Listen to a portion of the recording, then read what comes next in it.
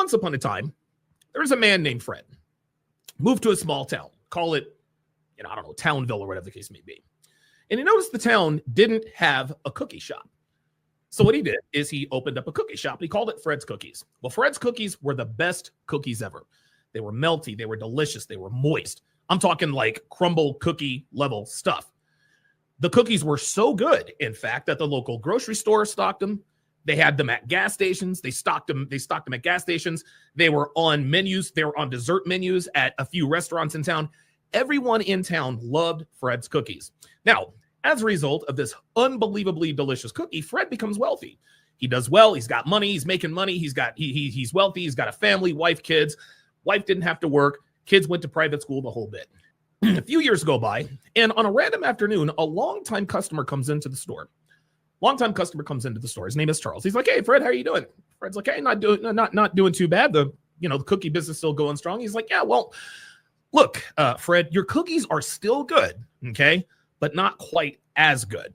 Okay, so the shop owner, Fred, tells him, "Nah, that can't be true. I've been using the same recipe and the same ingredients since the beginning." Okay. Maybe it's me, Charles says. Wasn't a contentious discussion at all. Just kind of brought a concern. The customer brought his usual dozen or so cookies. He leaves the cookie shop, says to the shop owner, "Thanks, see you next time." Right. A few more years go by, and the shop owner is starting to get more of these complaints about his cookies. People in the town are telling him they're too dry, they're not sweet enough, sometimes they're too sweet, the texture is off, etc., etc. But again, Fred, the shop owner, jovially dismissed their concerns, ensuring them that he's been using the same recipe for years. Well, a couple more years go by, and a new cookie shop opens up right across the street. Now, customers are a little apprehensive, but eventually that new cookie shop started getting customers. Still not as many customers as Fred's Cookies. Now, let me just sort of diverge here so that you guys can understand something economically. Everyone thinks that a shop opening up across the street from your business is a bad thing. Guys, this is not a bad thing. This is a good thing, okay? When you and again, the reason I can speak to this is because I've owned a couple of small businesses.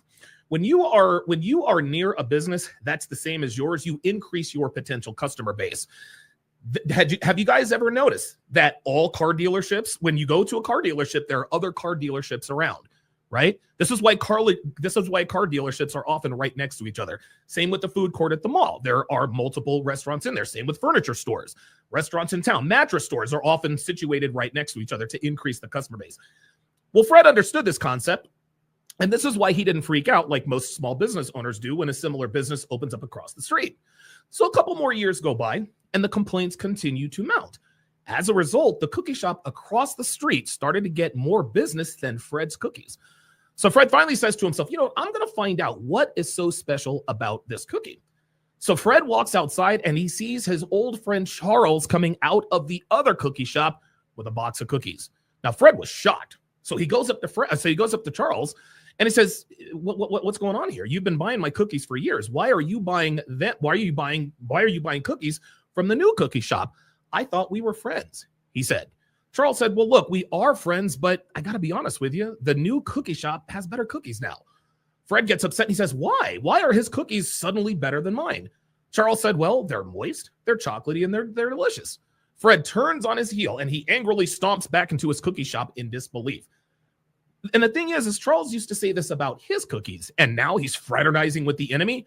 How could he? Well, a few more years go by, and this time Fred is on the brink of bankruptcy.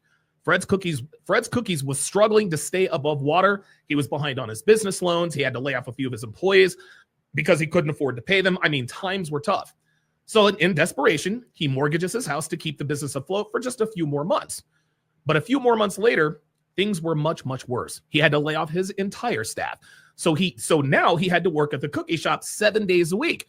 He had to pull his kids out of private school. His wife left him. I mean, his entire life is falling completely apart. Well, the day after he laid off his staff, his now estranged Charles stops into the shop for a visit. Fred tells him all about the failing business. He tells Charles, my wife left me. I had to pull my kids out of private school. So Charles suggests, well, look, Fred, why don't you make your cookies like the cookie shop across the street?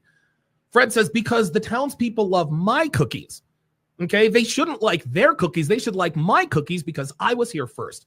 So Charles finally calms him down and says, look, something changed in your kitchen, Fred. Fred says, what are you talking about? I've been using the same recipe for years and years and years. I've never changed it.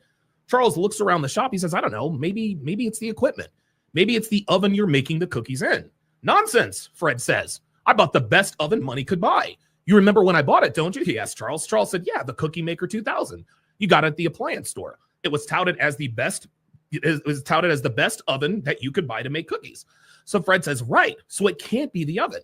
Charles sighs and says, Fred, it has to be the oven. The oven doesn't cook as the oven that you threw out. Fred says, well, that's not true. The Cookie Maker 2000 was all over TV. It was all over magazines. It was all on the internet. It was touted as the greatest oven in the world to make cookies. Charles says, I don't know, Fred. Your customers are starting to dry up when your customers started drying up when you bought that thing. That has got to be the problem. It has to be the oven. Fred gets upset and says, but all of the reviews were 5 stars and the cookie shop owners raved about how great it was. There is no way it's the oven. Charles says, okay, I'm not going to push it anymore. I was just trying to help. Fred says, yeah, I know, and I appreciate it.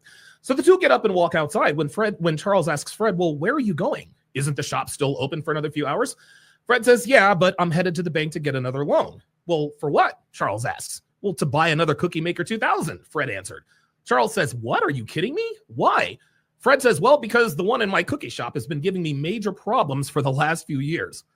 Suit yourself, Charles says, and they go their separate ways. On his way to the bank, Fred happened to see through the window of the cookie shop who had taken all of his business. And in the kitchen, he saw the oven he threw out for the Cookie Maker 2000 in their kitchen. Fred says to himself, these people have no idea that my cookies are so much better than theirs.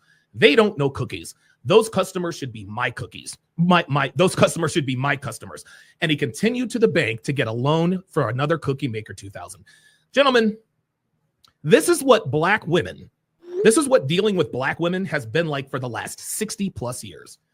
Feminism convinced women that it was good for them, just like Fred was convinced that the Cookie Maker 2000 was the best oven on the market. And over time, black men started to notice subtle changes in the behaviors of black women and we started to voice our concerns, just like the customers at Fred's Cookies. But black women ignored the concerns of black men and continued carrying on with the girl power movement, just like Fred refused to change the way he made his cookies. Over time, things got worse and worse for black women, and black men started voicing their concerns a little louder now. Still, the black woman wouldn't listen. Just like Fred continued to ignore his customers' concerns despite the fact that things were still getting worse.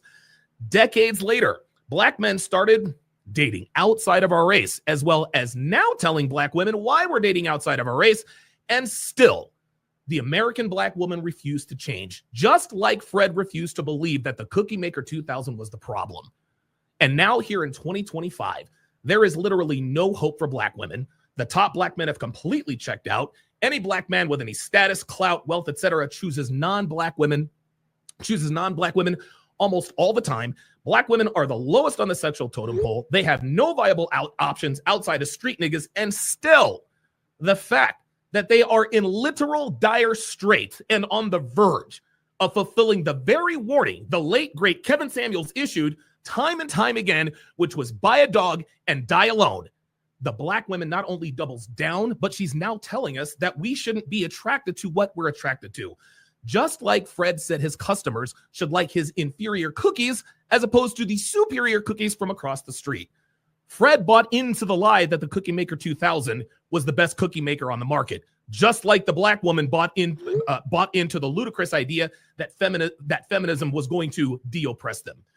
When black men discovered that the American black woman wasn't his only option, we started dating outside of our race.